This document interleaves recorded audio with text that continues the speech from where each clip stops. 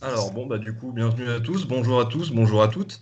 Merci en tout cas d'être là assez nombreux, quand même plus de 100, ça nous fait vraiment plaisir. Donc du coup, bienvenue donc, pour cette 28e cérémonie du parrainage des masters de l'IAE, en partenariat avec le Club des entreprises. Donc aujourd'hui, il s'agit de la première conférence, en fait, il va y en avoir plusieurs étalées sur l'année, donc on vous en parlera un peu plus tard. Donc rapidement, donc moi je m'appelle Lohan, je suis étudiant en première année de master en achat et logistique à l'IAE de Chambéry. Et donc, je vais co-animer en fait cette cérémonie avec Marc aussi, un autre étudiant de master à l'IAE d'Annecy. Et donc, eh bien, pour commencer, je vais laisser la parole à Claire Salmon, qui va nous parler un peu plus en détail de ce qu'est cet événement qui est le parrainage des masters de l'IAE. Merci beaucoup. Voilà, donc je suis extrêmement heureuse de vous accueillir à cette cérémonie de parrainage des étudiants de master de l'IAE. Alors peut-être en guise d'introduction, je vais peut-être vous rappeler l'origine de cette opération de parrainage. Peut-être que c'est quelque chose qui vous a échappé, mais notre IAE a 30 ans cette année. Nous allons fêter nos 30 ans d'existence. L'IAE est né en 1991, en même temps que le Club des entreprises. Il est né grâce à la volonté, grâce à l'impulsion d'un ensemble d'acteurs du milieu économique, donc des territoires de Savoie, qui ont à la fois créé le club et l'IAE Savoie-Mont-Blanc. Alors depuis lors, chaque année, cette cérémonie de parrainage, c'est finalement un moyen de célébrer les liens forts qui unissent l'IAE à son territoire. Les parrains, vous pouvez les retrouver sur notre site internet, voir l'ensemble des personnalités qui ont accepté de parrainer les promotions de master. Chaque année, eh bien finalement, on va pouvoir célébrer les liens forts qui unissent l'IAE vraiment à son territoire. Les parrains, ils incarnent la richesse et la diversité de notre territoire des Deux-Savoie, que ce soit la richesse du point de vue économique, industriel, du point de vue politique, mais également du point de vue sportif. Il y a eu des parrains qui étaient sportifs de haut niveau, notamment. Et cette année, bien Romain Lacroix, directeur général de MAPED, il nous fait l'honneur d'accepter ce parrainage.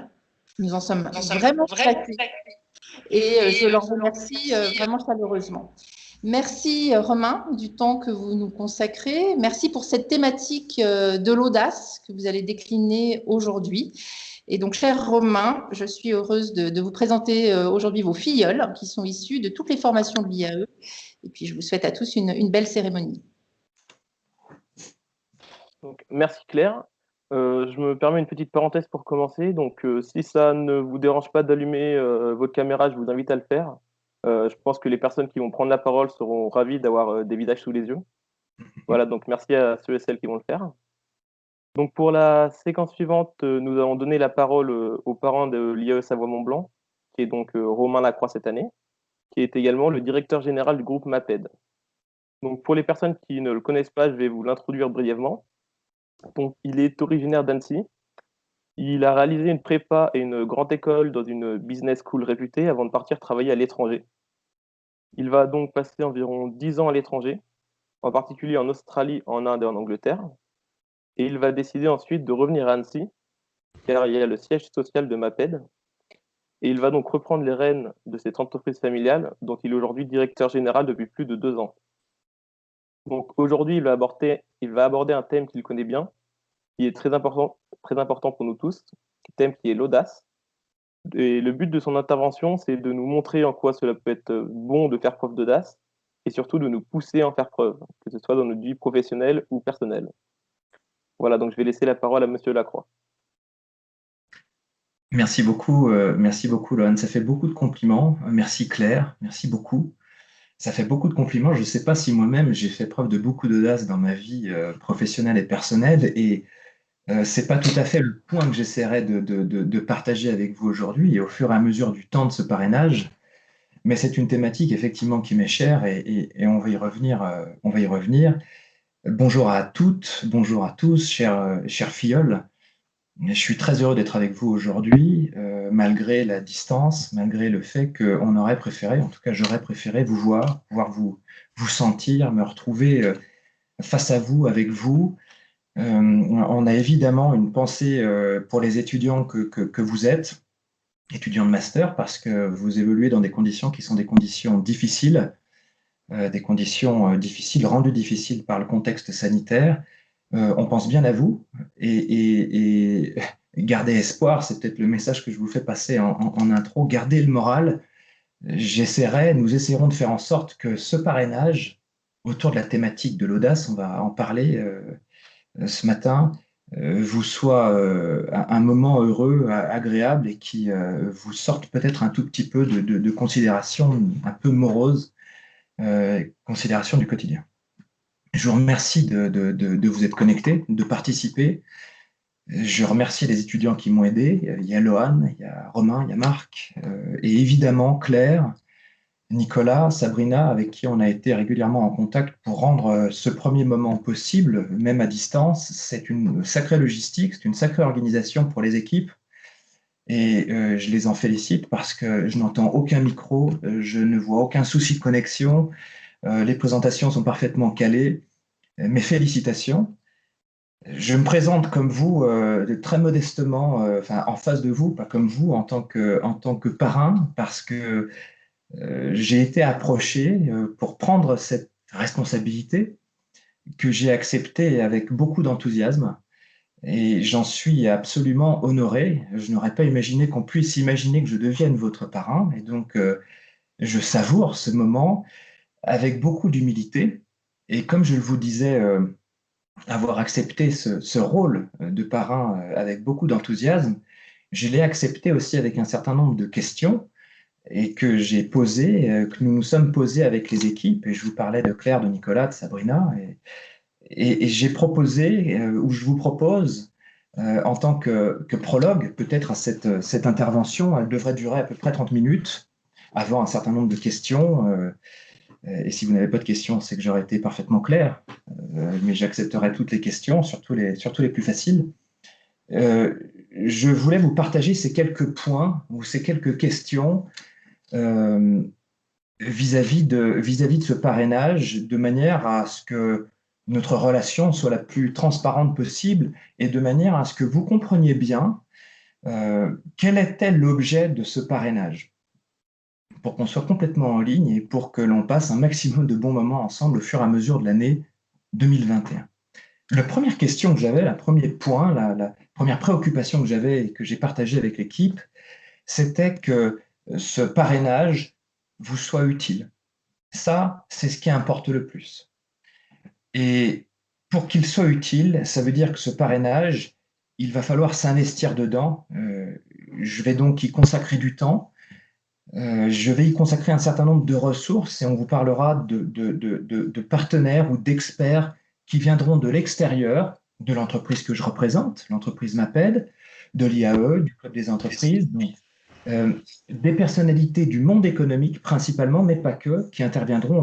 On va y revenir rapidement un tout petit peu plus tard. Pour que ce parrainage soit utile, ce que j'ai proposé, c'était de ne pas parler de moi.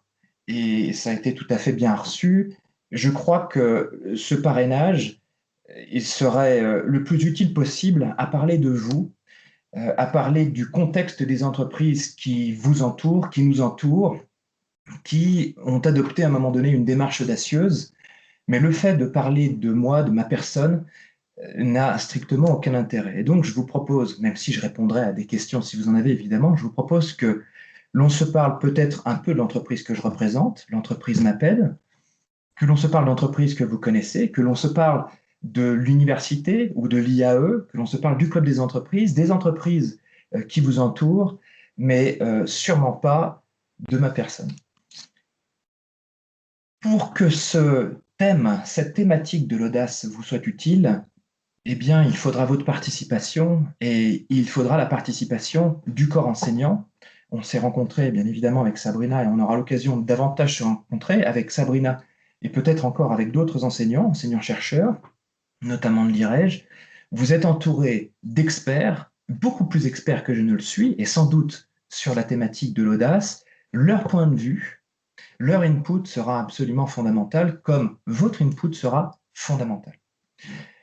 Et dernier point que je vous livre ici en 2 idées, Une proposition ou une question que j'avais à Claire, à Nicolas, à Olivier aussi, que j'ai pas mentionné, qui m'a approché, et je l'en remercie évidemment, était de savoir s'il était possible de traiter en tant que parrain une thématique à plusieurs.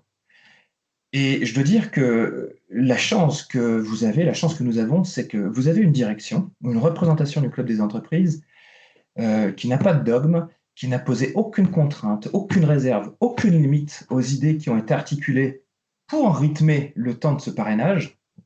L'idée a donc été acceptée. Et ce que je vous propose, c'est que nous traitions au fur et à mesure de l'année 2021, lors de rendez-vous principalement présentiels, et on croise les doigts, que vous bénéficiez de l'intervention d'un certain nombre de personnalités ou d'intervenants qui viennent principalement du monde économique, comme je vous l'ai déjà dit, mais pas que. Et on y reviendra. C'est donc la thématique de l'audace que je souhaite traiter avec vous. Et avant de partager le pourquoi de cette thématique, je propose une définition. Alors, cette définition, c'est la mienne. C'est un peu scolaire, mais je trouve intéressant qu'on se mette là encore d'accord sur ce que je pense être l'audace et ce que vous pensez être l'audace. J'aimerais bien vous interroger, d'ailleurs, vous demander si vous êtes d'accord, si vous n'êtes pas d'accord. C'est une proposition que je vous fais. Elle n'a pas vocation à être vérité. C'est ma réalité, ce n'est peut-être pas la vôtre. Et j'en profite ici pour vous dire que ce parrainage, ou ce moment, ces moments qu'on passera ensemble, sont des moments lors desquels je n'aurai aucune prétention à vous imposer des vérités. Moi, je vous partagerai simplement des réalités qui sont les réalités de notre quotidien. Vous avez un certain nombre, même de très nombreux chefs d'entreprise, de représentants d'entreprise qui sont connectés aujourd'hui. Ce serait très intéressant de les interroger là-dessus. Ils ont parfois beaucoup plus d'expérience professionnelle que moi, et je peux vous assurer que leur point de vue sera au moins aussi valable que le mien. Donc, toutes les propositions qui seront les miennes, et notamment lors de cette présentation, seront à challenger.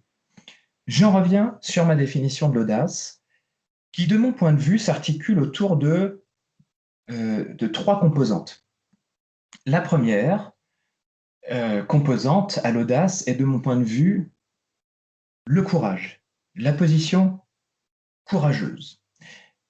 L'audace, c'est aussi une position originale, et l'audace n'est, de mon point de vue, pas l'audace si on ne rajoute pas au courage et à l'originalité ce que j'ai appelé le pari, c'est-à-dire la position aujourd'hui autour d'un résultat futur.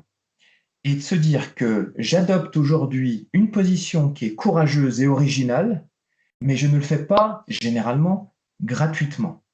Je le fais avec un horizon, avec un objectif qui, d'un point de vue économique, peut se traduire par un retour sur investissement, c'est-à-dire que j'accepte aujourd'hui d'être courageux et original au profit de l'entreprise que je représente, du projet que je porte, mais je ne le fais pas gratuitement. Je le fais parce que je pense que cette position va, d'une certaine manière, payer. Alors, je fais une nouvelle parenthèse. Vous voyez des citations ici. Elles sont en anglais.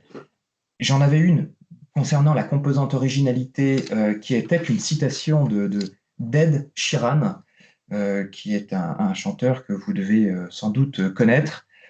J'ai décidé de ne pas l'inclure ici et de parler d'Anthony Storr, d'abord parce que ça faisait beaucoup plus sérieux, et ensuite parce que c'est notre première rencontre. Donc, je me suis dit que je gardais encore un peu de crédibilité, ou en tout cas celui que vous vouliez bien m'accorder en citant Anthony Storr.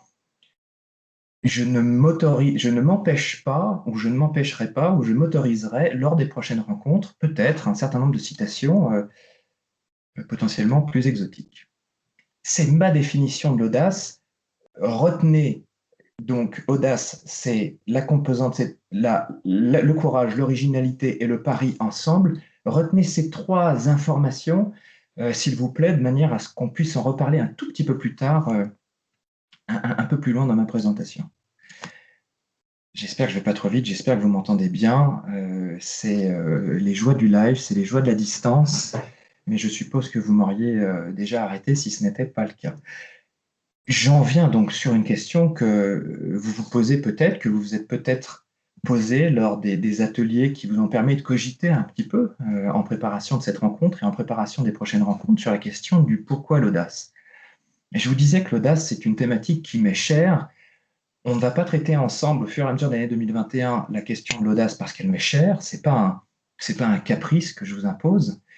Mais je veux traiter l'audace parce qu'il me semble que cette thématique vous est utile. Il me semble qu'en réalité, c'est la thématique qui potentiellement peut vous être le plus utile à partir du moment où, diplômé, la tête bien faite, avec les bonnes études au bon endroit, c'est-à-dire disponible et en recherche active sur le marché de l'emploi, il me semble que l'audace est la caractéristique que vous devrez impérativement activer de manière à faire la différence.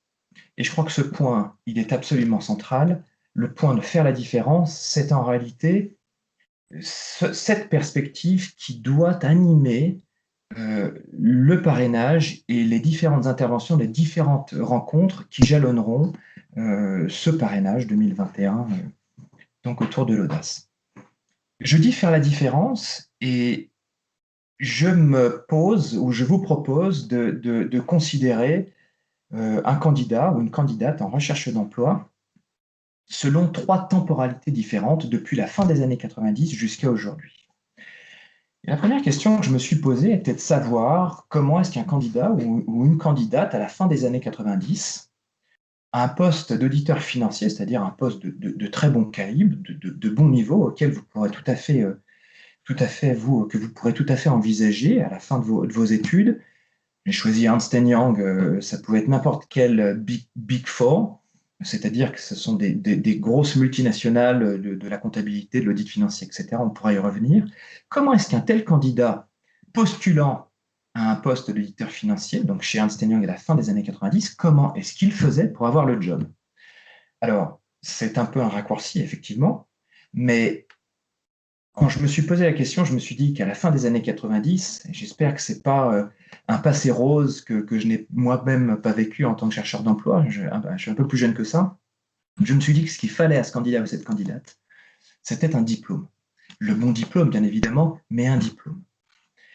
La deuxième temporalité, c'était de se poser la question, 10 ans, 15 ans plus tard, 2010-2015, et la question d'une candidate, ou d'un candidat d'ailleurs, qui postulait ou qui postulerait à un poste ou un job de responsable relations publiques d'une entreprise comme Nestlé France.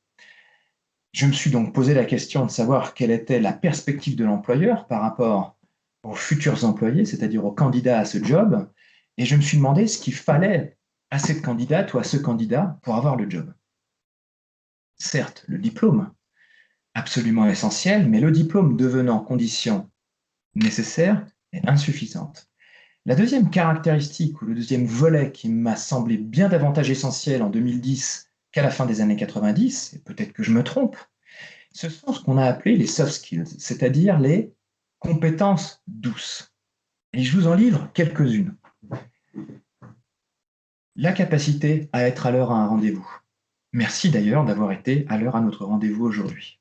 Ça, un employeur, je vous assure qu'il le privilégie et il remarque ceux qui sont ponctuels de ceux qui ne le sont pas. Parce que c'est une manière de juger de la capacité à se structurer, à organiser son agenda, à faire du temps son allié, donc capacité à gérer son temps, capacité à faire preuve d'empathie, capacité à faire ce que les Américains adorent décrire comme le last mile, c'est-à-dire la capacité à démontrer à son équipe que l'on est capable d'en faire un peu davantage pour inspirer, pour démontrer par l'exemplarité, etc., etc. Ça, ce sont des exemples de compétences douces. Et je vous livre une troisième temporalité, et je suis certain que vous avez imaginé quelle était cette temporalité, c'est celle qui nous intéresse. La temporalité actuelle, aujourd'hui, celle à partir de laquelle vous-même serez confronté à un marché de l'emploi, un peu particulier aujourd'hui, mais vous aurez à y faire face. Et je me suis posé une question un tout petit peu différente sur cette troisième temporalité, la question de savoir comment une entreprise française, qui est une entreprise dont vous avez peut-être déjà entendu parler, qui s'appelle Insect, comment cette entreprise française a réussi à lever de l'argent. Lever de l'argent, ça veut dire quoi pour une entreprise? On parle généralement de start-up. Ça veut dire rassembler ou convaincre suffisamment d'investisseurs, qui sont généralement des fonds, on pourra y revenir encore, et il n'y a pas de mauvaise question, réunir des investisseurs de manière à ce que ces investisseurs investissent de l'argent dans la société en question, de manière à ce qu'elle-même puisse faire face à ses besoins de développement, à l'atteinte de son business plan, etc. Alors, je reviens à mon exemple. Comment est-ce que, donc, en 2020, c'était il n'y a pas longtemps, comment est-ce qu'en 2020, l'entreprise Insect a réussi à lever 224 millions de dollars, je laisserai faire la conversion en euros, pour construire une ferme à insectes à Amiens. Amiens, c'est en France. L'entreprise Insect est une société française et elle lève 224 millions de dollars. Très rapidement, on se parle ici d'une entreprise qui n'existait pas il y a 10 ans. On se parle d'un projet extravagant, un peu surréaliste.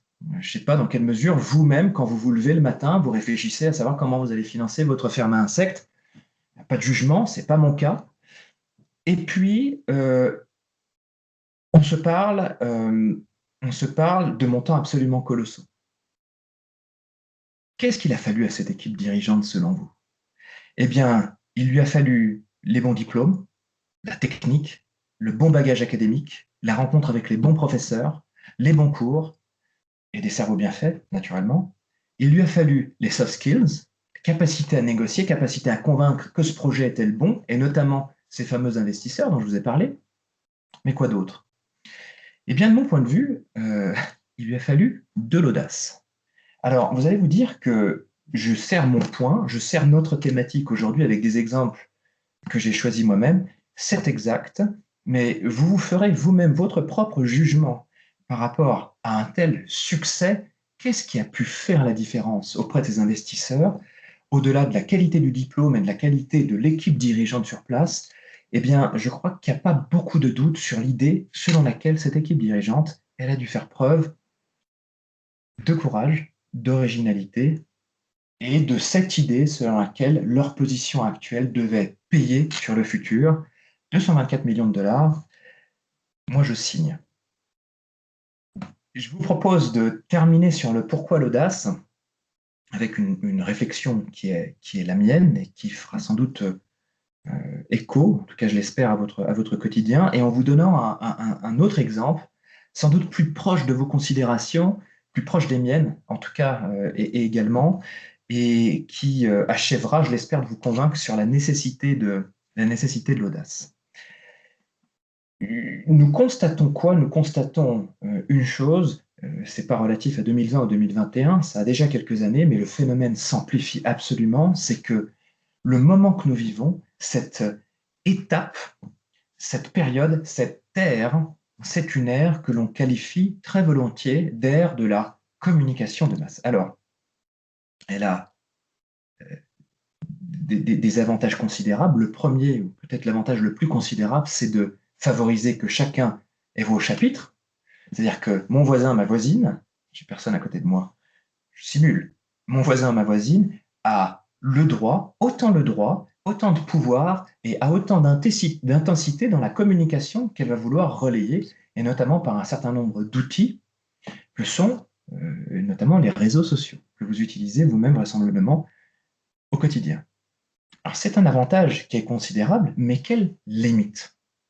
Eh bien la limite, au-delà de la qualité du contenu qui est envoyé par moi-même ou par mon voisin ou ma voisine, je vous passe d'ailleurs la question des fautes d'orthographe. Petit aparté sur les fautes d'orthographe, sans vouloir paraître trop vieux jeu, j'allais dire autre chose. Les fautes d'orthographe sont un élément déterminant pour qualifier, avant la poignée de main, avant le regard, avant la posture, pour qualifier la qualité de votre profil. Et je peux vous dire que les employeurs qui sont connectés ou les employeuses qui sont connectées ici avec nous aujourd'hui ont parfois envie de tordre le cou à des profils potentiellement d'excellent niveau, mais qui ne font pas attention à ce point absolument déterminant. On y reviendra, je ferme la parenthèse. Quelle est donc la limite principale à ces réseaux sociaux et à cette ère de la communication de masse? la limite principale, c'est que vous perdez en audibilité. Vous n'êtes plus visible.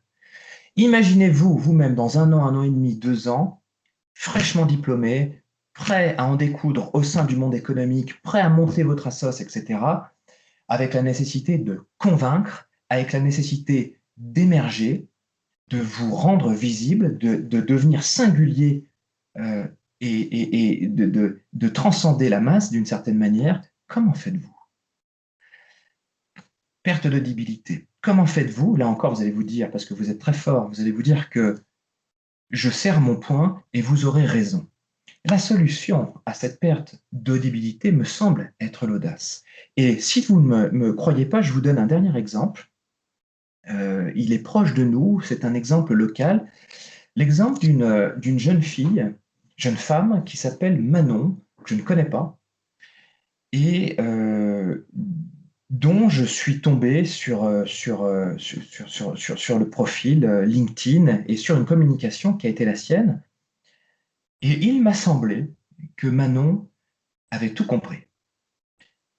Manon, c'est une jeune femme qui cherche, sans doute à peu près dans les mêmes ordres d'âge que vous, qui cherchez un stage en communication ou communication digitale. Et elle a posté sur LinkedIn, ce site donc de professionnels, elle a posté sa demande de manière originale, de manière assez courageuse, mais avec la recherche d'un retour sur investissement. Quel investissement? Eh bien, en pratique, son investissement et sa position originale, sa position, allez, audacieuse, a été de convertir son profil sous format Word en BD. Et je me suis dit que Manon avait été audacieuse, et je me suis dit que si Manon s'était retrouvée dans mon fil d'actualité LinkedIn alors que nous ne nous connaissons pas, c'est une relation de niveau 3, c'est-à-dire qu'on a un certain nombre d'intermédiaires entre Manon et moi-même pour pouvoir se rencontrer. Si elle a atteint un employeur potentiel comme moi ou comme d'ailleurs n'importe quel autre employeur, eh bien c'est que la position qu'elle a adoptée, sa position audacieuse, a été une position courageuse et qu'elle a payé. Alors l'histoire ne dit pas si elle a trouvé son stage en communication digitale, mais je me dis que son approche, sa position, est la bonne position. Je partage un certain nombre de cas pratiques pour vous dire une chose, c'est que de mon point de vue, l'audace est partout et que lorsque vous êtes vous-même à l'utilisation d'un produit, d'un service, d'une inno, d'un slogan, lorsque vous-même vous l'utilisez, c'est sans doute parce que ce produit ou ce service ou cette inno a rencontré un succès commercial. Et si elle a rencontré un succès commercial, c'est qu'une démarche audacieuse a été mise en place en amont du succès commercial. Un certain nombre donc d'exemples, je ne vais pas aller dans le détail de ces exemples, on pourra peut-être les reparcourir ensemble pendant la session de questions-réponses. Je vous en livre ici un certain nombre, il y en a des milliers, et je vous en livre ici un certain nombre. Certains sont proches de notre région, de notre département au Savoyard, d'autres beaucoup moins. Je pense à Skype, je pense à ces grandes multinationales américaines. Comme ça, regardez l'iPhone là, sans vouloir faire de publicité à l'entreprise californienne. Regardez cet iPhone et regardez sa lumière. Qui d'entre vous, dans les studios que vous habitez, peut-être, qui d'entre vous a encore une lampe torche chez lui ou chez elle? Moi, je n'ai plus de lampe torche chez moi, mais j'ai un iPhone. Et je trouve cette innovation, l'idée de dire que l'on va prendre un téléphone et qu'on va mettre une lampe torche dedans, c'est pas tout à fait comme ça que ça se passe, je trouve cette approche assez audacieuse. Quelle est la mécanique de l'audace ici? Elle est assez simple et assez permanente, toujours assez semblable. La première, elle est d'identifier ce qu'on appelle une niche, une opportunité business, c'est-à-dire une idée qui semble n'avoir jamais été concrétisée d'un point de vue business, d'un point de vue économique, du point de vue d'une idée, du point de vue d'une intention, etc. Première étape. Deuxième étape, arbitrer entre le risque, et notamment le risque d'investissement, et la possible récompense à ce risque. Vous ne prenez pas de risque, pas de récompense. Vous prenez beaucoup de risques, potentiellement beaucoup de récompenses. Ensuite, le décideur ou la décideuse est plus ou moins risque averse. On y va pas. Et enfin, vous proposez votre innovation, votre opportunité business, vous la concrétisez en produit, en service, etc. Et vous laissez le marché la tester, vous laissez le marché vous donner un feedback sur la qualité de votre innovation, sur la qualité de votre produit, de votre service, etc. Ces exemples que je vous donne là encore, j'aimerais bien pouvoir vous interviewer, vous interroger, vous faire lever la main. On le fera un peu plus tard en 2021. J'aimerais bien vous interroger, mais je crois que ces exemples-là, principalement, vous les connaissez, voire même vous les utilisez. Et si vous les utilisez, il y a fort à parier que ce sont des succès commerciaux. Et si ce sont des succès commerciaux, il y a fort à parier que les équipes qui ont favorisé le développement et la commercialisation de ces produits, services ou innovations, fort à parier que ces équipes aient adopté une démarche audacieuse. Messieurs, dames, j'en ai fini avec ce que je voulais vous dire aujourd'hui avant de vous présenter les 4 experts et expertes qui viendront rythmer, dynamiser, énergiser, je l'espère, nos futures rencontres au fur et à mesure de l'année 2021.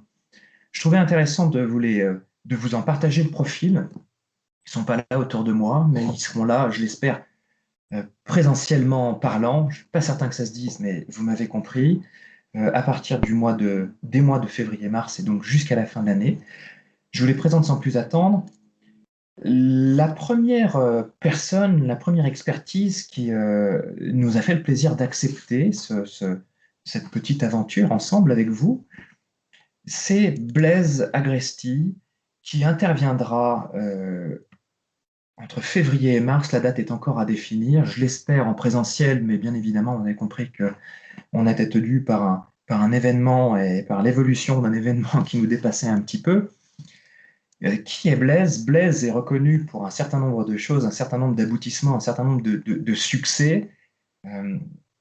Au-delà d'être quelqu'un que je commence à bien connaître et pour qui j'ai évidemment une admiration sans réserve, Blaise a fondé une entreprise qui s'appelle Mountain Path du côté de Chamonix. Mais il n'est pas uniquement reconnu pour cela.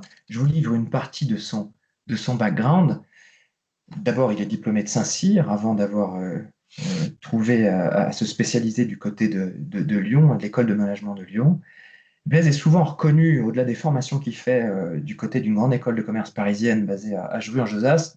Au-delà de ça, il est reconnu comme ayant été le premier patron, ou en tout cas le patron le plus jeune du PGHM, gendarmerie de haute montagne du côté de Chamonix. Et il interviendra fort d'un certain nombre d'expériences sur le terrain, en France et à l'étranger. Je pense à l'Afghanistan, je pense à la Chine, je pense à la Grèce, je pense à des sauvetages à Chamonix, tout bêtement. Et il interviendra sur une idée qui me semble assez essentielle autour de l'audace. L'idée selon laquelle, l'audace se prépare.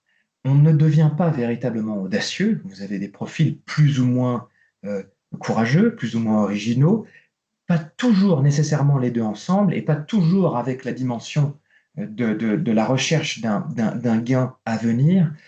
Et Blaise nous expliquera comment est-ce que l'on assure absolument ces bases de manière à pouvoir faire preuve d'audace. Blaise sera donc le premier intervenant autour de la thématique de l'audace du côté de février et mars. La date restera donc à concrétiser ou à confirmer du côté de Claire, de Nicolas et de vous, bien évidemment, en assurant que vous soyez rendu le plus disponible possible. Le deuxième intervenant, c'est une intervenante qui est Sophie. Et Sophie a là encore de nombreux points autour desquels on pourrait s'arrêter. Je ne vais pas le faire parce qu'on est limité par le temps. Et Sophie, lorsqu'elle interviendra du côté de septembre ou octobre 2021, après vos vacances, on serait reposé, bronzé, en pleine forme, eh bien, Sophie interviendra sur un certain nombre de points qu'elle évoque notamment dans un livre qui sortira début mai. Elle ne vient pas pour vous vendre son livre, c'est pas l'idée. Comme d'ailleurs, vous avez bien compris que je ne venais pas pour vous vendre des tailles-crayons ou des compas, d'abord parce que j'en ai pas envie, ensuite parce que vous êtes trop jeune ou trop âgé, c'est à voir. Euh, sur des idées, elle interviendra sur des idées qu'elle évoque dans un livre, donc qui sortira début mai, et autour des choix et autour de l'audace à faire les choix que nous faisons, ces grands choix qui viennent à rythmer votre vie. Pourquoi décide-t-on de se marier? Pourquoi décide-t-on d'avoir des enfants? Pourquoi un homme comme Hugh Hefner, vous ne savez peut-être pas qui c'est, Hugh Hefner, qui vient d'un milieu particulièrement puritain, où le sexe est absolument tabou, qui se réserve totalement pour sa femme, avant de se marier avec elle à l'âge de 22 ans. Comment est-ce que Geffner prend la décision de monter un business, en l'occurrence un journal, et ce journal devenant le journal, peut-être un des journaux les plus lus du monde, qui s'appelle Playboy. Eh bien, ce sont toutes ces expériences personnelles, professionnelles, et autour de personnalités tout à fait reconnues ou absolument pas reconnues qu'elle évoque dans son livre et dont elle viendra nous parler en lien bien évidemment avec la question de l'audace à cultiver comme choix de vie.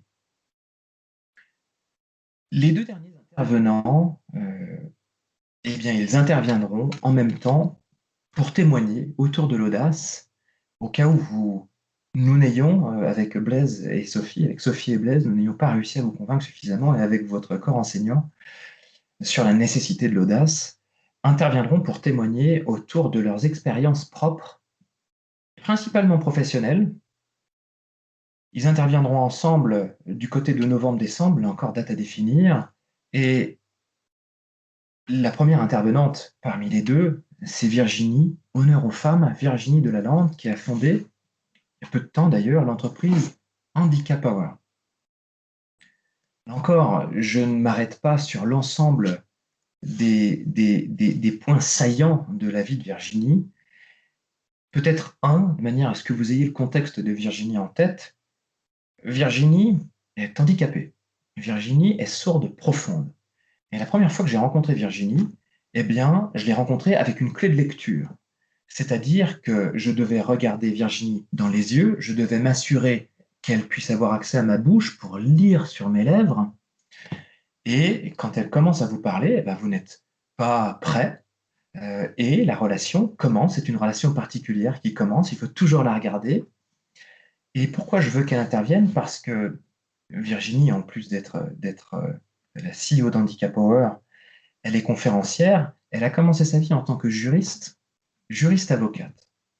Et je vous laisse imaginer, au-delà des brimades dans la cour de récréation, quand Virginie était petite, je vous laisse imaginer d'abord les difficultés, les épreuves, et à quel point Virginie a dû démontrer ou a dû s'imposer en tant que profil audacieux pour devenir avocate et pour devenir conférencière, puisque Virginie aujourd'hui intervient en tant que conférencière. Je vous rappelle qu'elle est sourde profonde, d'ailleurs ses deux enfants sont sourds profonds, et Virginie, c'est de mon point de vue l'exemple parfait de la nécessité à être audacieux ou audacieuse et de l'idée selon laquelle l'audace paye. Donc, je vous avais parlé de deux intervenants ou intervenantes experts. C'est Virginie la première et c'est Romain Roy, cette fois-ci. Romain, il interviendra donc simultanément à Virginie, du côté de novembre-décembre. Je l'espère très sincèrement en présentiel. Je ne peux pas imaginer qu'on se tape encore ce virus là en fin d'année 2021. Donc, on y arrivera. Il y a de l'espoir et je peux vous assurer que aussi bien Sophie en septembre-octobre que Virginie et Romain en novembre-décembre, ce seront des événements à absolument venir voir. Romain, qui est un ami, je lui ai proposé d'intervenir. Il n'a pas eu de la moindre réserve, et d'ailleurs comme les trois autres intervenants intervenantes. Romain, il a fondé une entreprise qui s'appelle Greenwiz. Il l'a fondée en 2008. Et il viendra nous parler de son expérience autour de GreenWiz. Pourquoi est-ce que j'ai trouvé que c'était intéressant de faire venir Romain en tant qu'intervenant auprès de vous? Mais d'abord parce que c'est un tribun hors pair, quelqu'un de très marrant, très sympa, particulièrement talentueux, mais j'en oublie pas l'idée selon laquelle on se parle d'audace aujourd'hui.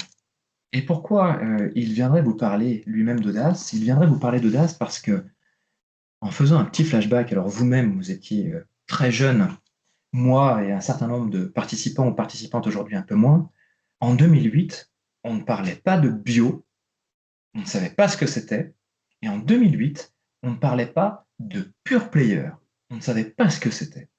Et bien en 2008, Romain, il a fondé, ou cofondé, un pure player du bio qui s'appelle GreenWiz, c'est-à-dire un site internet ne commercialisant qu'exclusivement des produits issus du bio, que ce soit alimentaire ou textile, etc., etc. Je peux vous dire que, en termes d'audace et en termes de capacité à ne pas lâcher une idée que vous imaginez être la bonne idée, mais peut-être 5 ans ou 10 ans trop tôt, je peux vous assurer que Romain Roy est le candidat absolument parfait.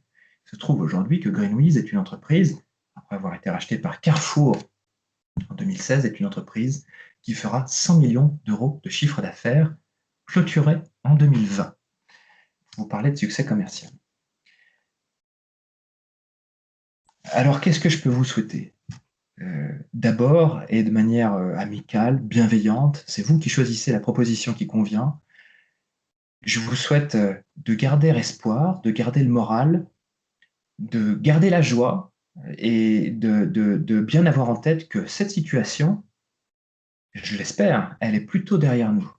Donc restons optimistes, assurons qu'ensemble, on adopte les bons gestes pour assurer qu'ensemble, on puisse se voir en présence plutôt qu'à distance.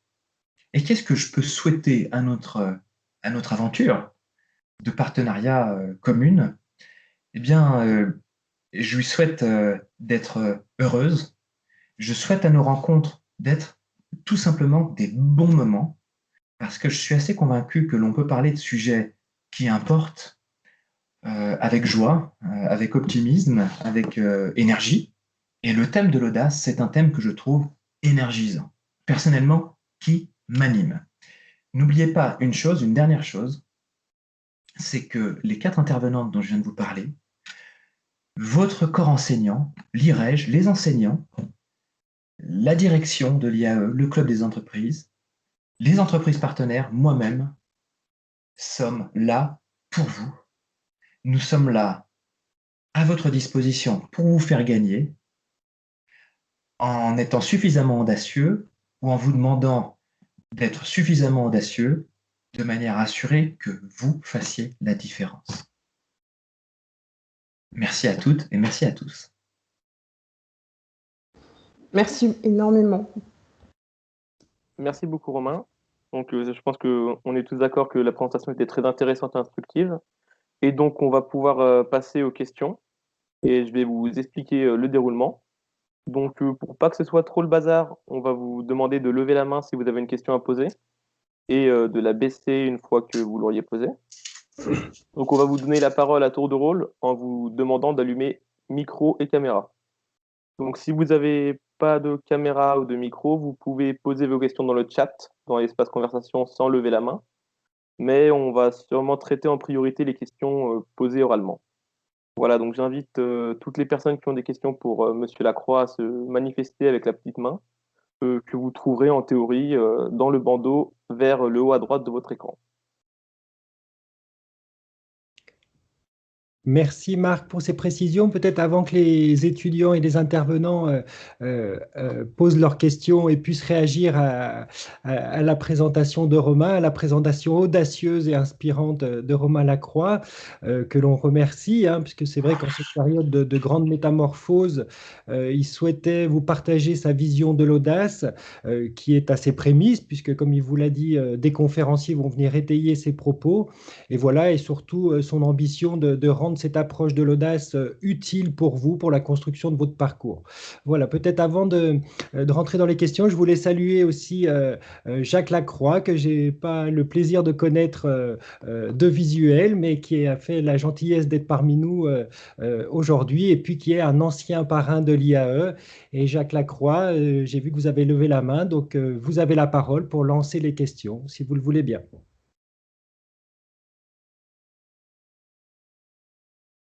Moi, je ne savais pas. Je me sens piégé, là, quasiment. Bon, bah écoutez, Jacques, peut-être reprendrez-vous la parole tout à l'heure.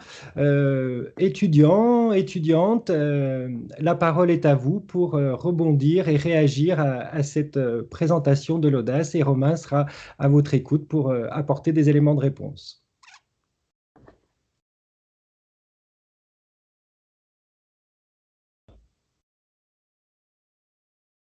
Il peut aussi ne pas y avoir de questions, hein, je l'ai évoqué. Et,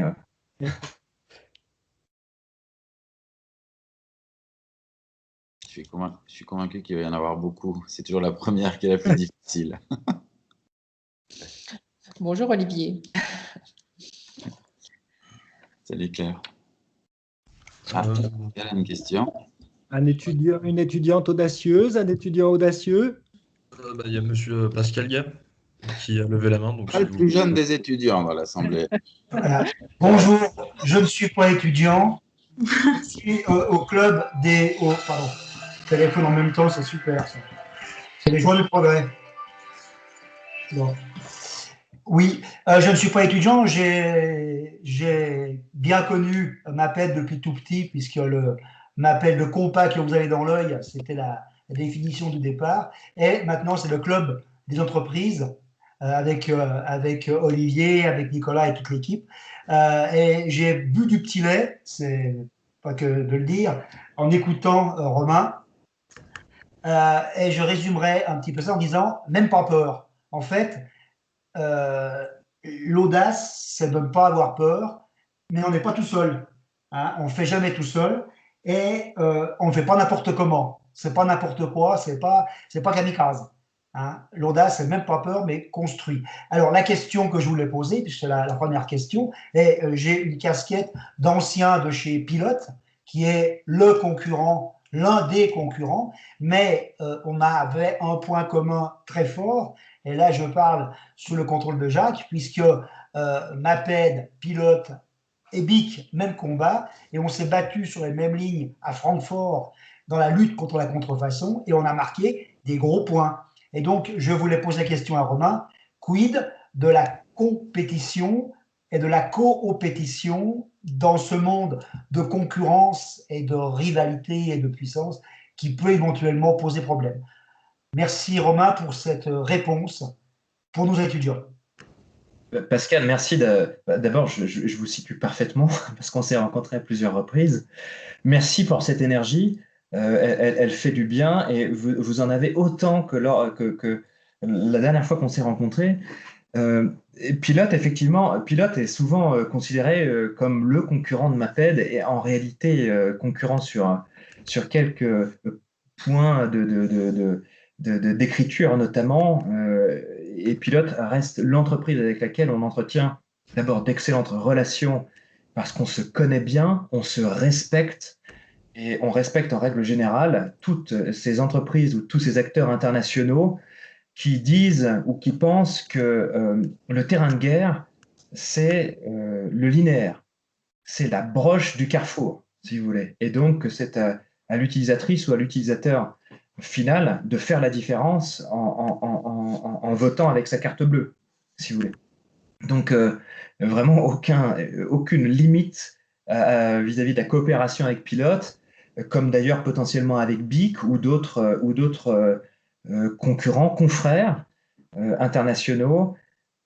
Beaucoup plus de difficultés avec des confrères, entre guillemets, qui viennent généralement d'Extrême-Orient et principalement de Chine et qui eux-mêmes sont plus sans foi ni loi et qui, vous le savez parfaitement, Pascal et peut-être vous autres, sur cette rencontre, qui arrive qui arrivaient il y a encore 10 ou 15 ans à copier vos produits et qui, petit à petit, en ont enlevé les défauts, si vous voulez. Et la Chine, qui a cocooné ces petits champions nationaux, qui sont devenus de grands champions nationaux, deviennent aujourd'hui des champions internationaux et nous inquiètent. Et pour être un peu positif, comment fait-on? Eh bien, on se dit que si on veut survivre, voire faire plus que survivre, recherche et investissement, recherche et développement, investissement très fort et diversification en essayant toujours de prendre ceux qui investissent moins de moyens en R&D, en innovation, en essayant de les coiffer au poteau, si vous voulez.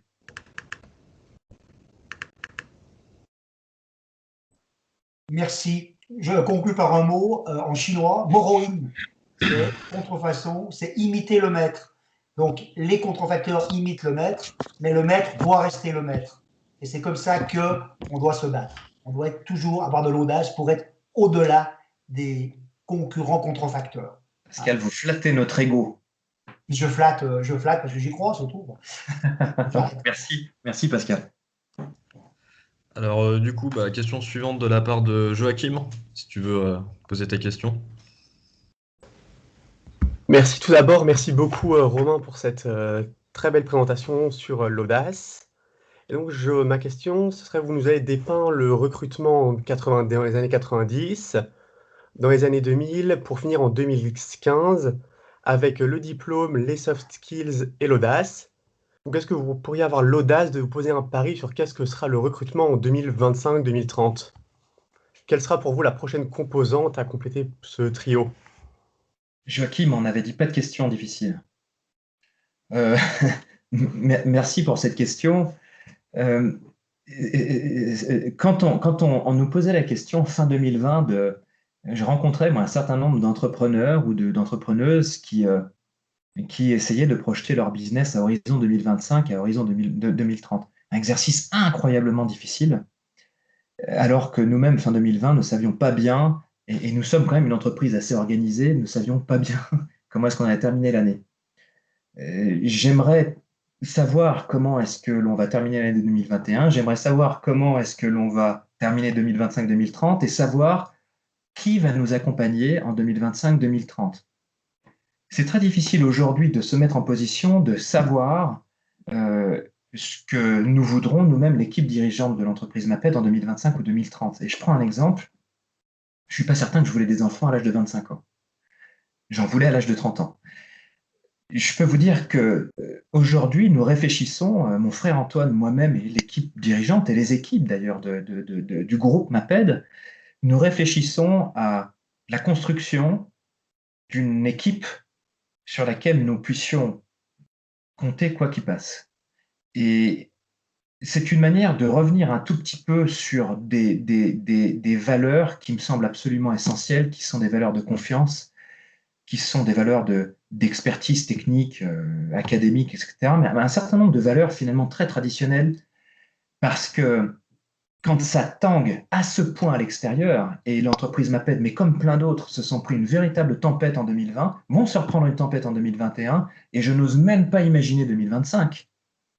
Mais c'est assez excitant d'une certaine manière, à partir du moment où vous savez que vous pouvez compter sur votre, disons, famille élargie d'une certaine manière. Et au sein de l'entreprise, la famille élargie, ce sont vos collaboratrices et vos collaborateurs proches, comme vous le savez parfaitement.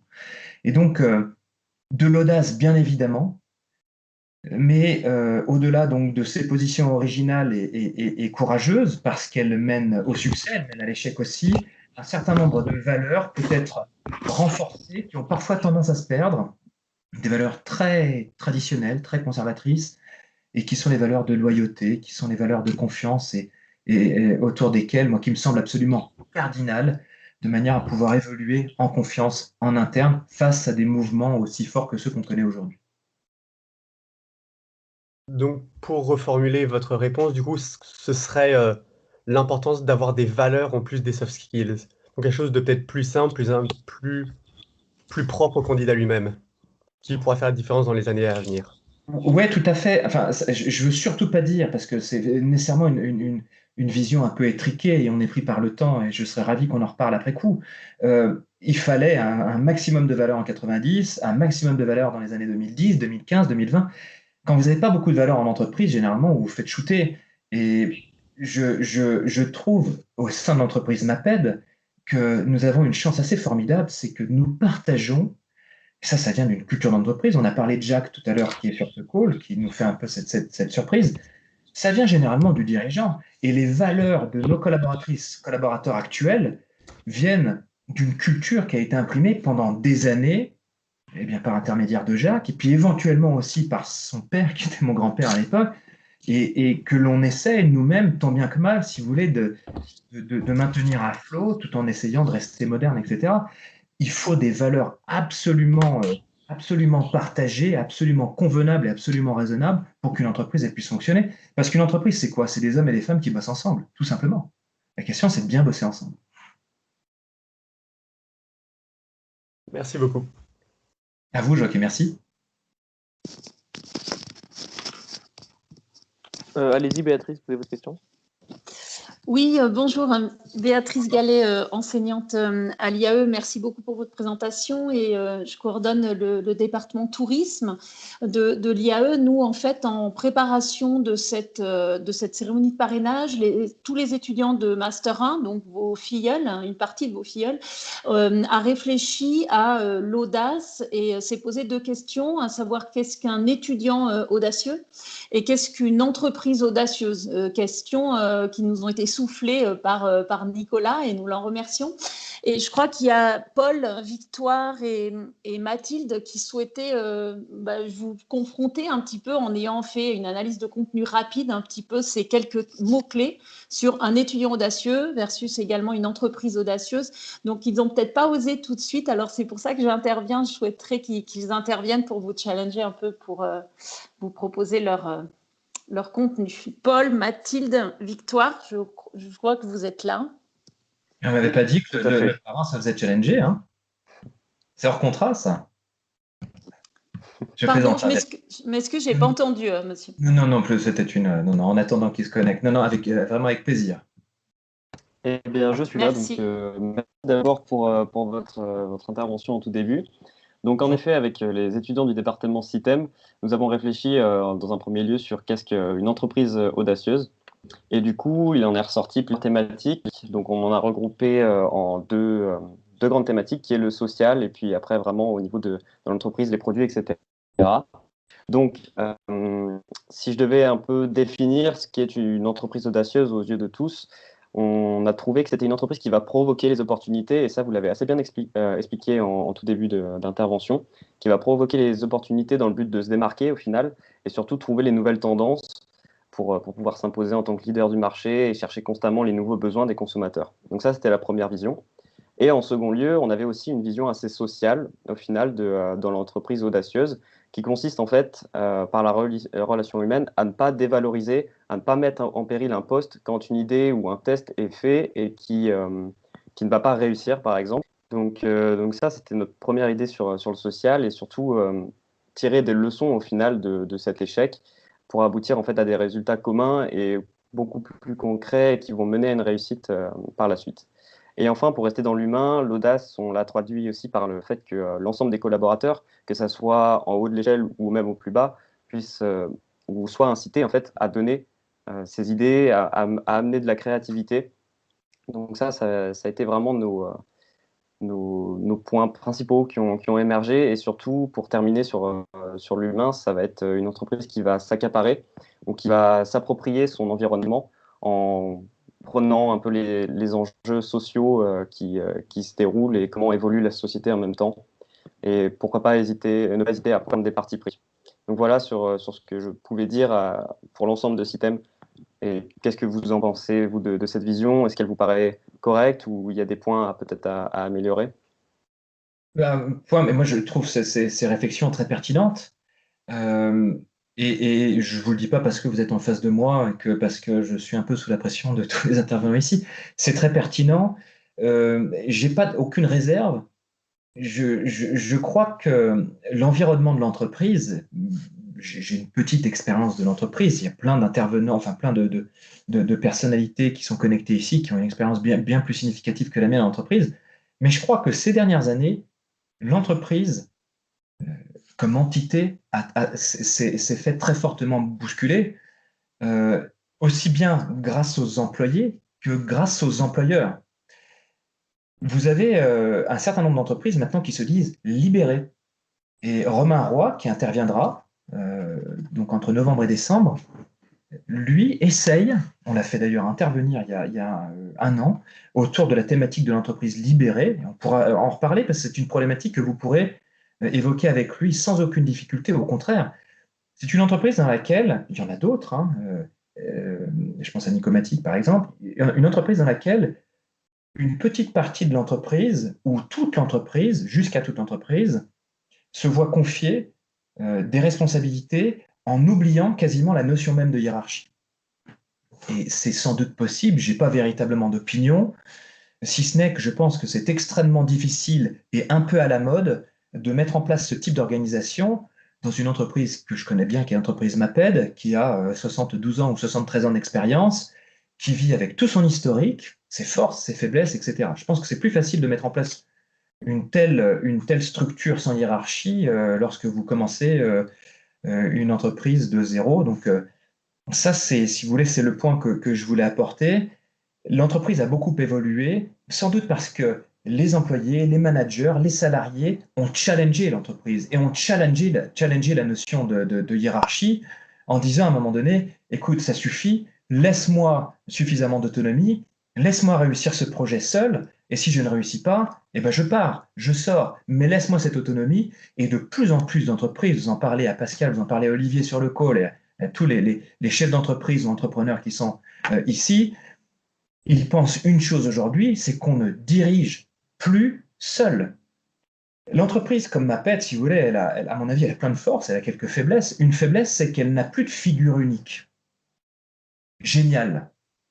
Et on est au moins deux aux commandes de l'entreprise. Et on est même plus que ça, il y a un comité de direction, même beaucoup plus que ça. On a des filiales qui sont dirigées, etc.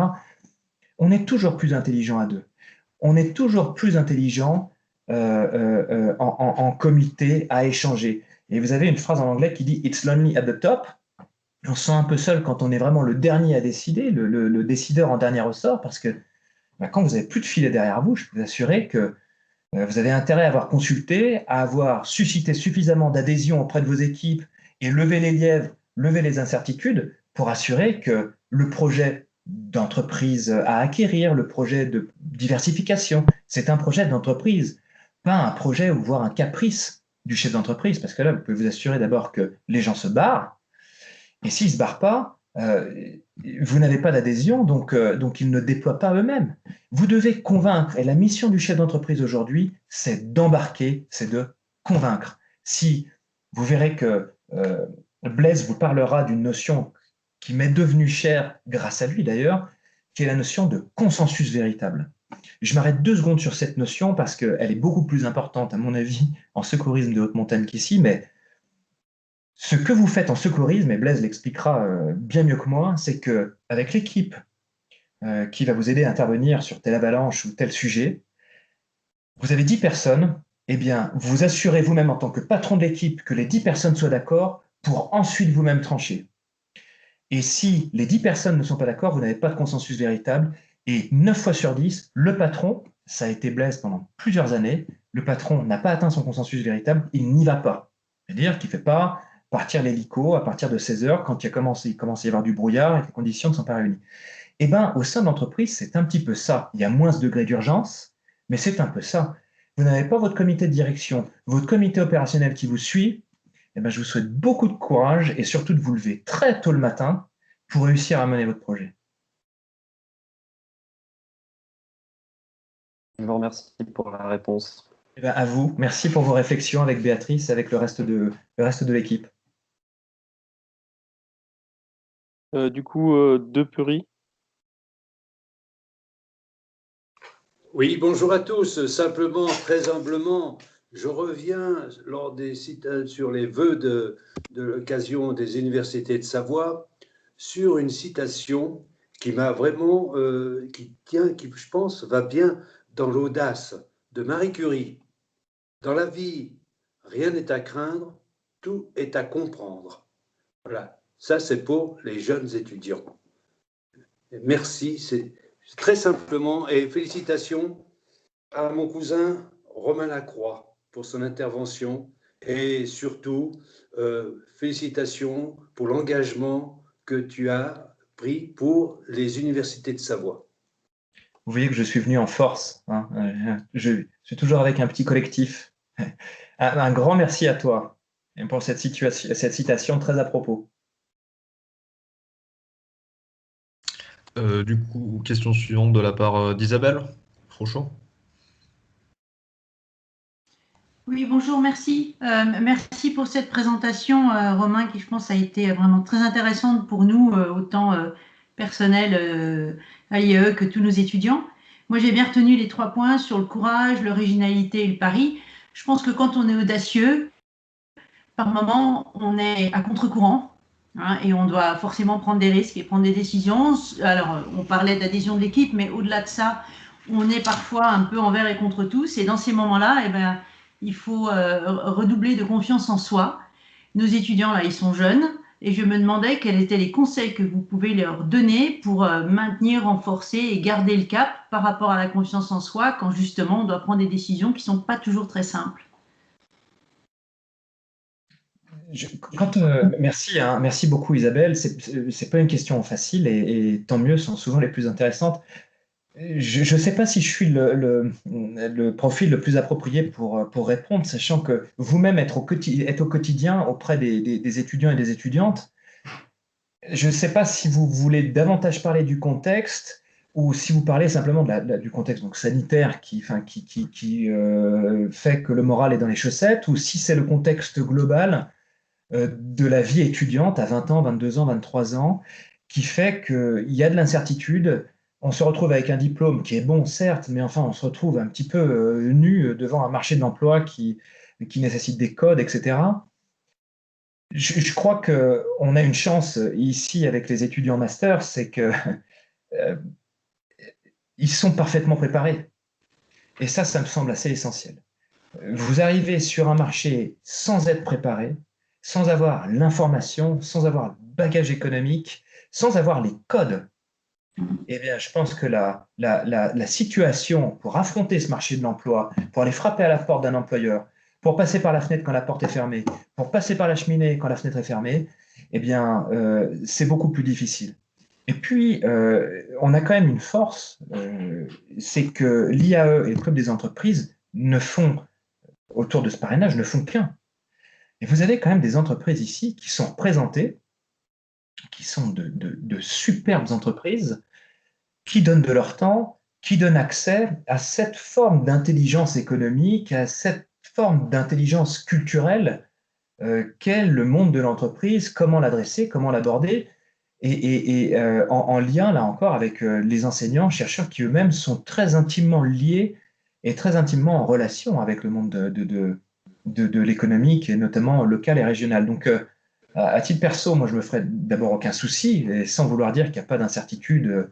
L'incertitude, elle a du bon, mais je crois qu'on a des étudiants qui ont plutôt tout pour réussir, et donc qui sont à ce titre particulièrement favorisés, grâce à vous d'ailleurs, et grâce aux entreprises qui acceptent de jouer le jeu, et grâce à la direction, à la direction de l'IAE et au Club des entreprises, qui sont particulièrement favorisés et qui ont les ressources. Et à un moment donné, quand on a tout ça, eh ben on se jette dans le bain, on se dit j'y vais. Et ça passe ou ça casse, et généralement ça passe, et quand ça casse, c'est pas très grave. Merci. À vous, merci Isabelle. Merci pour cette question. Je vais laisser la parole à Camille Foran pour sa question. Oui, bonjour. Donc, merci pour votre intervention. Donc, moi, je vous pose une question dans le cadre de notre label Leadership qu'on a choisi de faire ce semestre. Avec mes camarades, on a prévu quelques questions pour juste savoir un peu sur votre parcours et sur l'entreprise, du coup. Et par exemple, la première, ce serait quelle fut l'audace de Maped pour devenir aujourd'hui le leader mondial? Parce qu'on parle d'audace et... J'ai presque envie de transmettre votre question à Jacques, là, s'il est encore sur le call, mais ce serait pas très fair de ma part. Alors, je parle un peu sous contrôle, mais j'ai quand même une idée assez claire. Beaucoup de courage chez un homme, je ne le dis pas parce que c'est mon père, mais vous avez quelqu'un à un moment donné, et notamment au début des années 90, qui se dit quoi? Qui se dit on va aller en Chine, on va les produire en Chine, parce que potentiellement la Chine est moins chère et potentiellement la Chine va se développer à une vitesse qu'aucun autre pays du reste du monde ne va atteindre. Ni l'Inde, ni la Thaïlande, ni le Vietnam, ni l'Europe de l'Est, bref. Et donc en 91-92, Maped part en Chine, et pour en avoir parlé avec un fournisseur qui a procédé au même mouvement, si vous voulez, au début des années 90, il m'a dit un jour, tu sais Romain, un jour j'ai rencontré ton père, alors, je ne sais pas si c'était un aéroport et je ne voudrais pas travestir l'histoire, mais il m'a dit, eh ben, on s'est retrouvés là, un peu comme deux couillons, les deux seuls visages pâles dans la banlieue d'une ville qui s'appelle, une petite ville qui s'appelait Shanghai, je ne sais même pas d'ailleurs si elle s'appelait Shanghai, Kunshan, c'était même pas tout à fait à Kunshan, enfin bon, peu importe, c'est une ville maintenant qui a, je ne sais pas, 20 millions, 30 millions d'habitants. Et le fait d'avoir assuré que l'entreprise Maped devienne autonome et compétitive au début des années 90 par ce mouvement d'un courage incroyable, quand il s'agit de votre argent d'une certaine manière, puisque c'est votre entreprise, c'est une entreprise familiale, et de se dire c'est un peu qui tout double, est-ce que c'est de l'audace, est-ce que c'est de la folie, est-ce que c'est du génie? Il se trouve que c'est à mon avis la décision la plus structurante, au-delà de l'idée d'avoir diversifié en se disant on fait du compas, c'est pas suffisant, il faut qu'on rachète une entreprise qui fait de la gomme en début des années 90, et puis en 2006 se dire on va faire du coloriage avec les équipes marketing qui lui ont soufflé l'idée en se disant banco, on y va, on met un billet là-dessus. Ces décisions sont des décisions qui sont des décisions courageuses, originales, avec une attente sur l'avenir, une attente de retour sur investissement. D'accord, ok. Bah, merci beaucoup. Merci Camille. Donc on va devoir clôturer cette réunion d'environ un quart d'heure, donc je pense qu'on peut se laisser encore 5 minutes de questions avant de passer à la suite. Donc Victoire, je t'invite à poser ta question. Oui, merci beaucoup et merci Monsieur Lacroix pour votre intervention. On souhaitait simplement revenir avec ma camarade Mathilde sur le travail qu'on a effectué avec Madame Gallet, donc à se poser la question qu'est-ce qu'un étudiant audacieux? Donc ça viendra peut-être compléter la définition que vous nous avez donnée. Et donc, pour nous, étudiants de CITEM, un étudiant qui fait preuve d'audace, c'est avant tout quelqu'un qui ose et qui persévère dans ce qu'il entreprend, malgré les obstacles qui se dressent sur le chemin de sa réussite. Et donc, ça lui demande de prendre les choses en main et d'affirmer ses choix. Et c'est aussi quelqu'un de très impliqué dans ses projets, qu'ils soient professionnels ou personnels. Et donc, c'est aussi quelqu'un qui aime se lancer des challenges toujours plus ambitieux et parfois là où on ne l'attend pas. C'est aussi quelqu'un qui s'est donné de sa personne et qui sait aussi faire des sacrifices pour atteindre ses objectifs. Et sa détermination et son engagement font de lui un leader et un exemple pour les autres. Donc ça, en fait, c'est la définition dont les étudiants de CITEM se font d'un étudiant audacieux et on voulait savoir ce que vous en pensiez. J'y souscrirais sans réserve, de la même manière, et merci d'avoir fait ce travail préparatoire. Effectivement, aucune réserve. Un point peut-être sur lequel autour duquel on pourra discuter avec vous, avec les autres étudiants, avec Béatrice Gallet. C'est l'idée quand même sur l'idée de persévérer. Quand je vous écoute, je me pose la question de savoir comment est-ce qu'on persévère à tout prix, tout en parvenant à convaincre sans le pistolet sur la tempe, si vous voulez. Parce que essayer de convaincre, bien sûr, à tout prix, bien sûr, mais persévérer à tout prix, est-ce qu'on persévère quand vous-même vous êtes convaincu de votre idée et que vous avez la certitude selon laquelle c'est l'idée qu'il faut absolument suivre, sur laquelle il faut aboutir, mais que vous avez un comité de direction qui vous regarde comme ça avec des yeux de merlan frit et qui vous dit mais non. Et les faits d'ailleurs vous démontrent que non. Donc non. Donc effectivement, c'est persévérer bien sûr, avec la persévérance, c'est une caractéristique très forte de l'audace. Par contre, un chef d'entreprise, il n'a jamais toute l'info. Il peut essayer, de mon point de vue, et là encore, peut-être un certain nombre d'intervenants ici ou de participants qui ne sont pas d'accord. Le chef d'entreprise, il n'a jamais toute l'info, il n'a jamais la granularité de l'information. Donc, il essaye de se forger une conviction à partir de signaux qu'il perçoit, à partir d'informations qu'on lui communique, etc., etc. Mais il doit, à mon avis, toujours avec un peu d'humilité, se dire qu'il a autour de lui des gens qui sont censés mieux savoir sur leur propre domaine d'expertise. Vous avez un directeur marketing, un directeur de la recherche et développement, un directeur financier, production, industrie, etc. Eh bien, eux-mêmes savent davantage. Et si eux-mêmes lèvent un certain nombre soulèvent un certain nombre de limites ou de contraintes, attention à bien les écouter. Et si elles sont absolument infranchissables, attention à bien assurer que vous les écoutez et rappelez que, OK, très bien, c'est entendu, et donc je vais arrêter peut-être de persévérer parce que c'est impossible. D'accord, merci beaucoup. Merci Victoire. Donc une dernière question pour Monsieur Compera. Oui, bonjour. J'avais une petite question qui va peut-être aller un petit peu à contre-courant, mais ou plutôt vous allez peut-être compléter quelque chose. Moi, j'ai le sentiment que l'audace est quelque chose d'assez individuel. Et est-ce qu'aujourd'hui, peut-être que voilà, les notions de groupe, de cohésion d'équipe, de capacité à travailler en équipe, comment vous le mettez en avant, comment vous le positionnez dans les compétences des étudiants de demain?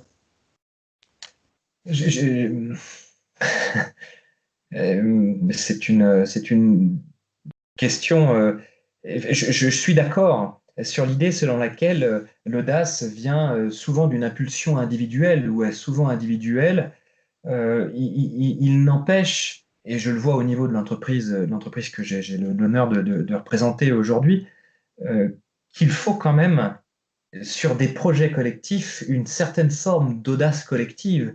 Et ce qu'on se disait tout à l'heure avec Victoire, c'est que à partir du moment où vous avez convaincu sans le pistolet sur la tempe et que, à force d'avoir persévéré, vous êtes parvenu à convaincre un collectif selon lequel le projet était le bon, eh bien, il y a une audace collective à œuvrer au profit collectivement du projet. Et je le vois chez nous, on a lancé en 2014,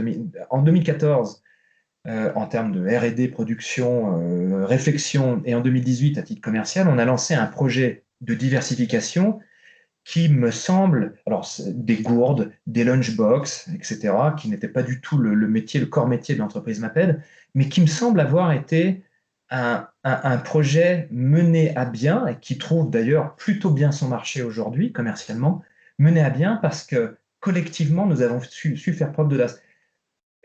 Toutes et tous convaincus selon quoi ce projet était le bon, si vous voulez. Alors, c'est venu d'une impulsion, effectivement individuelle, mais le projet a été considéré comme collectivement le bon.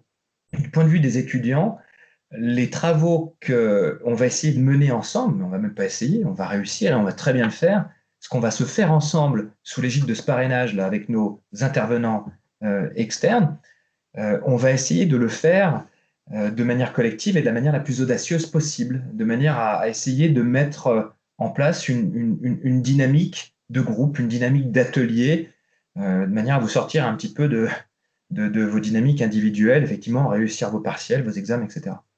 C'est comme ça que je répondrai.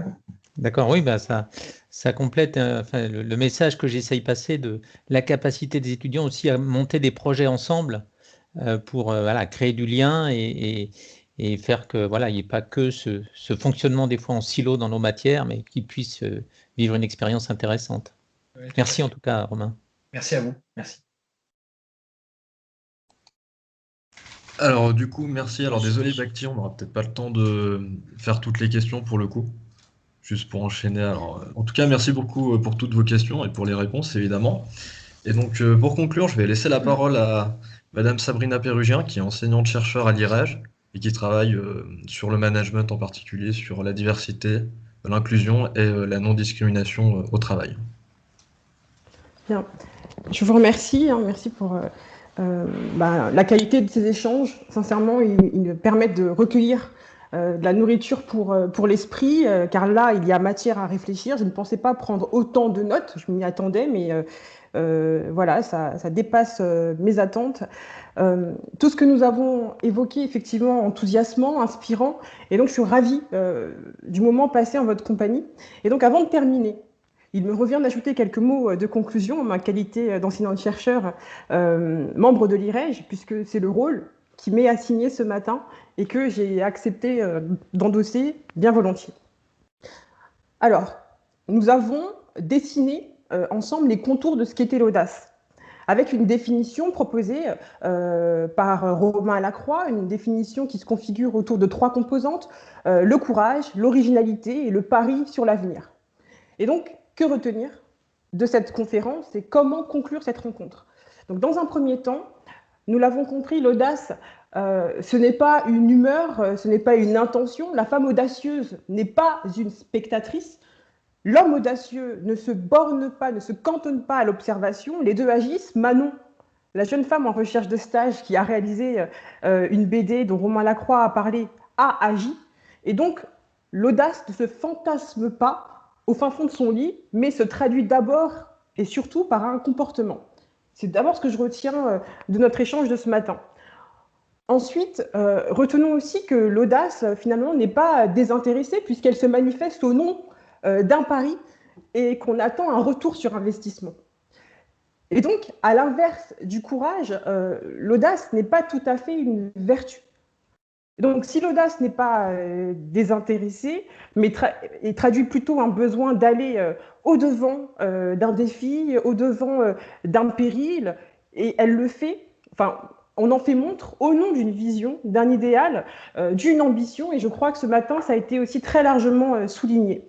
Donc derrière cet appel à l'audace, répondre par l'audace, il y a bien entendu une mise en danger, une mise à nu, on se donne à voir, et nous ne l'avons peut-être pas assez évoqué ce matin, mais le cousin germain de l'audace, c'est le culot, puisque l'audace, c'est aussi avoir du cran, et être prêt à assumer les retombées de nos actions. Et donc, on ne fait pas preuve d'audace en se carapatant derrière son écran. L'audacieux n'est pas à plat ventre, mais bien debout. Il assume. C'est le deuxième élément que je retiens aussi. Et l'audace, dirons-nous, c'est finalement un élan, l'élan du cœur qui est conjugué à la force de la raison. La personne qui fait preuve d'audace se livre, j'allais dire s'expose à un acte qui peut être répréhensible, mais elle le fait au nom d'une aspiration, d'un projet. Elle décide de se lancer dans une aventure qui peut lui coûter sa réputation, son statut social, son confort de vie, car des personnes peuvent perdre leur firme, peuvent voir aussi leur carrière ruinée. Donc c'est donc se jeter dans une entreprise qui semble hors d'atteinte, difficile à accomplir, mais pour autant on y va. Et comme l'évoquait tantôt Pascal Gay, qui a posé la première question à Romain Lacroix, même pas peur, sans être pour autant kamikaze. Et je signe aussi, j'ai beaucoup aimé ce clin d'œil et cette intervention. Et là, on fait la boucle, on lit ça avec le pari. Donc ceci étant posé, comment aller plus loin? Romain Lacroix a exprimé sa position vis-à-vis du parrainage. Il souhaite effectivement qu'il soit utile. J'entends cet appel et donc la question qui me vient est la suivante: comment faire preuve d'audace dans l'emploi, en milieu professionnel de nos jours? Romain Lacroix est revenu sur différentes temporalités autour de la capacité à faire la différence, en revenant sur trois périodes, 1990, 2015 et 2020. Et donc, c'est une première avancée, et vous voyez, s'interroger ainsi, c'est soulever la question de la propension à l'audace et du rapport des individus à cette dernière. Et d'ailleurs, est-il possible finalement de cultiver l'audace ou non? L'on vous exhorte à activer cette audace. Je cite de nouveau Romain Lacroix: l'audace, c'est une caractéristique que vous devrez impérativement activer. Et donc, comment s'y prendre? Est-ce que c'est vraiment à la portée de toutes et de tous? Autrement dit, est-ce que l'audace relève d'une aptitude naturelle ou acquise? Ici, ce sera rapide, je vois deux positions. Ou bien l'on considère que l'audace est une aptitude naturelle, plus ou moins innée, et donc une disposition des individus de l'être, et donc ça renvoie au caractère d'une personne, et c'est ce qui nous fera considérer qu'il existe des êtres audacieux et d'autres qui ne le sont pas. C'est une première position. L'autre serait de considérer au contraire que l'audace peut se développer et être encouragée, et c'est davantage ici que nous nous situons ce matin. Dans notre acception, l'audace n'est pas un don reçu à la naissance, mais davantage une faculté qui se cultive, qui peut être stimulée, notamment par l'environnement professionnel. Et c'est là que les sciences de gestion et du management en particulier nous offrent des pistes de réflexion stimulantes ou en tout cas des éclairages susceptibles d'alimenter nos débats. Donc l'audace dans les organisations, 3 points rapides, liminaires. Donc la recherche en sciences de gestion appréhende l'audace sous l'angle du courage. On retrouve davantage de travaux qui posent la question finalement du courage en milieu organisationnel, en milieu professionnel. Ensuite, les travaux s'inscrivent dans différents champs et intéressent finalement les chercheurs qui étudient le leadership, la gestion des ressources humaines, l'éthique des affaires, la responsabilité sociale des entreprises, l'entrepreneuriat et bien évidemment le management. Donc, troisième point, la recherche suggère aussi qu'il faut agir au moins à 2 niveaux, individuel et organisationnel, et que ce sont ces 2 niveaux qui influent sur la propension à l'audace. Donc, à présent, que nous enseignent les recherches issues des sciences de gestion? Si on adopte une perspective organisationnelle, qu'est-ce qu'on va trouver finalement? Et je pense là que ces éléments apporteront aussi des réponses bienvenues à Jean-Robert Compera qui a posé sa dernière question sur l'audace se situant ailleurs qu'au niveau de la personne, de l'individu. Donc certains des travaux qui étudient le courage en milieu organisationnel mettent en lumière la façon dont l'activité s'organise et révèlent aussi que l'une des conditions à l'audace organisationnelle tient à la mise en place finalement de pratiques habilitantes. Par exemple, un environnement professionnel non hostile à des idées, à l'expression d'idées diverses. Une culture d'entreprise qui encourage l'innovation. Sont autant d'éléments susceptibles de concourir à l'émergence de cette audace organisationnelle. Ensuite, on retrouve aussi dans ces travaux une mise en lumière du rôle des leaders, des chefs d'entreprise, du personnel d'encadrement, notamment ceux de la fonction RH. Donc c'est un fait, ils ont aussi leur place à ce niveau-là, mais on observe aussi des travaux qui se sont appliqués à finalement identifier différents types d'organisations. Et il y a une recherche qui attire notre attention, faite par une équipe de 3 chercheurs qui a travaillé sur le concept du courage organisationnel et qui développe une échelle de mesure de ce courage organisationnel et qui ont mis 4 types d'organisations au jour. Et là, on observe donc des organisations dites courageuses, donc ce sont celles qui vivent avec la peur, mais qui prennent des risques, qui assument de prendre des risques. Et à l'inverse, vous avez des organisations craintives, celles qui ont peur, mais qui se laissent submerger par la peur et justement qui se mettent en péril, puisqu'elles n'agissent pas. Il y a ensuite 2 autres types d'organisations. Vous avez les organisations dites bureaucratiques, au sein desquelles les membres se sont plutôt résignés à suivre les règles et ne craignent pas finalement d'être lésés par un manque de courage. Et enfin, nous retrouvons dans leur typologie le cas d'organisations où il n'est finalement pas nécessaire de faire montre de courage parce que tout est déjà en place, on soutient les membres de l'organisation et on agit dans l'intérêt de tous. Voilà, c'est ce qu'ils appellent les organisations quantiques. Donc là, c'est ce qu'on peut voir vraiment rapidement au niveau des sciences de gestion, au niveau organisationnel. Et si maintenant on se situe au niveau de la personne, donc des individus, et que l'on recherche finalement, on s'intéresse à répondre à la question du profil type, finalement, est-ce qu'il y a un profil type finalement qui est plus enclin à faire montre d'audace ou non? Il y a une étude qui a été publiée en 2018 et qui retient aussi notre attention. Elle apporte quelques précisions à ce sujet et lève le voile sur certaines croyances. Donc, en premier lieu, elle brise un mythe à partir d'un travail empirique. Donc, le mythe, C'est celui qui met en garde sur les malheureux qui souhaiteraient se risquer à des actes de bravoure au travail ou qui militeraient au sein de leur organisation en faveur d'un changement, bien entendu positif, et qui finiraient par être ostracisés et ou par perdre leur emploi. Donc ça, c'est ce qu'on nous dit finalement. Attention, lorsqu'on se risque à faire montre de courage, d'audace, on peut y laisser des plumes. Voilà. Et le chercheur, James Dieter, nous dit finalement non, c'est pas aussi tranché que ça. Les personnes qui osent s'emparer de sujets délicats, qui font preuve de courage dans l'entreprise, ne se retrouvent pas à la porte nécessairement, puisqu'elles ne le font pas n'importe comment. Et ça reboucle avec ce que nous disait Pascal Gay sur pas kamikaze.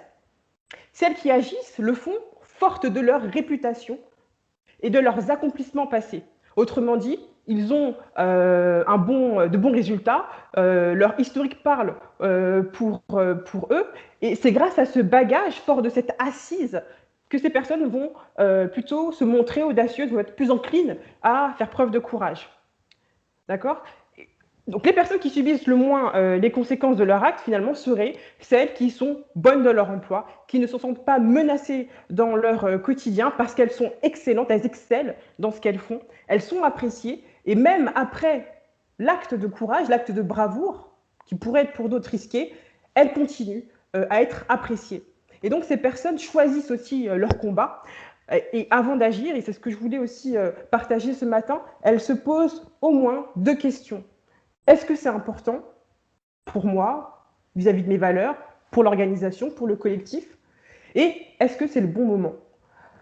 Donc ce sont 2 questions. Est-ce que c'est important? Est-ce que c'est le bon moment pour agir, pour oser parler avant finalement de se risquer à faire acte de bravoure en contexte professionnel? Donc finalement, elles n'agissent pas sous la contrainte, c'est bien une question de choix. Et je ne doute pas que Sophie Guignard, qui sera l'une des intervenantes de ce cycle de conférences autour de l'audace, abordera aussi finalement ces aspects-là avec des anecdotes et des exemples, je n'en doute pas. Donc à ce stade, retenons qu'au niveau des personnes individuelles et dans le milieu professionnel, l'audace peut se traduire de différentes façons. Donc oser prendre la parole face à une injustice. Ne pas se censurer lorsque jaillit une idée et donc donner libre cours à sa créativité. Être soi-même, donc se présenter sans phare et donc être authentique. Mais c'est aussi assumer sa singularité, son unicité, c'est le faire la différence qu'évoquait tout à l'heure Romain Lacroix. Donc ne pas être un clown, mais occuper pleinement son être. Donc voilà quelques pistes qui sont à la portée de chacune et de chacun d'entre nous. Et nous comprenons aussi, donc l'audace, c'est prendre un risque, le risque de ressentir un inconfort, le risque de se confronter au regard de l'autre, un regard réprobateur, moqueur, le risque du rejet, de se voir marginalisé. Dans le monde professionnel, on parle aussi de mise au placard. Et également le risque de friction et de représailles en réponse à son acte. Au Japon, ne dit-on pas que le clou qui dépasse attire le marteau? Donc l'on fait preuve d'audace, mais il faut aussi s'attendre à des réactions, à des répliques. En tout cas, il ne faut pas s'étonner lorsqu'elles surgissent.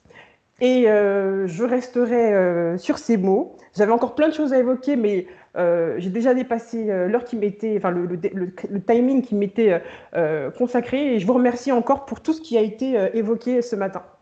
Merci à vous. Bien, merci beaucoup Sabrina pour ces commentaires et nouvelles notions très intéressantes qui ont complété les dires de Monsieur Lacroix sur l'audace. Donc c'est midi passé, puis on arrive sur la fin de la cérémonie. Donc merci à tous de l'avoir suivi et d'avoir participé. Merci surtout à Romain et à Sabrina pour leurs interventions. Pour faire un petit rappel, donc la prochaine conférence sera tenue par Blaise Agresti, qui vous a été introduit précédemment par Romain Lacroix. Donc il va compléter ce que nous a présenté Romain et Sabrina sur la thématique de l'audace, avec notamment l'idée qu'on ne devient pas audacieux en claquant des doigts, mais en se préparant bien. Donc c'est une conférence qui se tiendra en février ou en mars, avec une date qui n'est pas encore fixée, et on espère avoir l'autorisation de l'effectuer en présentiel. Donc voilà, merci à tous pour votre attention pendant cette heure et demie. Est-ce que Romain veut dire un mot, le mot de la fin avant qu'on se quitte? Merci. Et bravo. Merci à tous, vraiment. Merci Romain pour votre générosité. On a vraiment hâte de la suite, hein, de pouvoir vous revoir, accompagné de vos invités. Merci Sabrina pour cette conclusion, à l'ensemble des étudiants qui ont été présents, des collègues, du monde de l'entreprise également. Je ne sais pas si Olivier ou Nicolas, au titre du Club des entreprises, souhaitent simplement saluer ou clore. C'est gentil, Claire. Je peux juste te dire un mot déjà pour remercier et féliciter Romain. Et un petit message à tous les étudiants. Vous avez une grande chance d'avoir un dirigeant brillant et à la fois accessible, humble. Profitez-en, posez-lui des questions, challengez-le. Il est là pour vous, donc c'est une vraie chance. Je le remercie infiniment et je vous souhaite une très belle année avec lui et avec vos profs et avec d'autres intervenants. La situation, effectivement, n'est pas facile. Vous allez le voir, le monde va continuer de se transformer. Il y a beaucoup d'opportunités pour vous. Vous êtes très bien préparés, comme Romain l'a rappelé. Donc, n'ayez pas peur. Oui, développez l'audace et continuez dans ce sens-là.